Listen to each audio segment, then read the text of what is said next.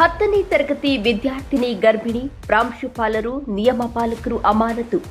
ಚಿಂತಾಮಣಿ ತಾಲೂಕಿನ ಕಿತ್ತೂರಾಣಿ ಚೆನ್ನಮ್ಮ ವಸತಿ ಶಾಲೆಯೊಂದರ 10ನೇ ತರಗತಿ ವಿದ್ಯಾರ್ಥಿನಿ 5 ತಿಂಗಳ ಗರ್ಭಿಣಿಯಾಗಿರುವಂತಹ ಘಟನೆ ತಡವಾಗಿ ಬೆಳಕಿಗೆ ಬಂದಿದೆ. ಕಳೆದ 2-3 ತಿಂಗಳಿನಿಂದ ವಿದ್ಯಾರ್ಥಿನಿಯ ದೇಹದಲ್ಲಾದ ಬದಲಾವಣೆ ಗಮನಿಸಿ ಹಾಸ್ಟೆಲ್ನ ಮೇಲ್ವಿಚಾರಕರು ಪೋಷಕರನ್ನ ಕರೆಸಿದ್ದು ಸರ್ಕಾರಿ ಆಸ್ಪತ್ರೆಯಲ್ಲಿ ಪರೀಕ್ಷೆಗೆ ಒಳಪಡಿಸಿದಾಗ ಬೆಳಕಿಗೆ ಬಂದಿದೆ.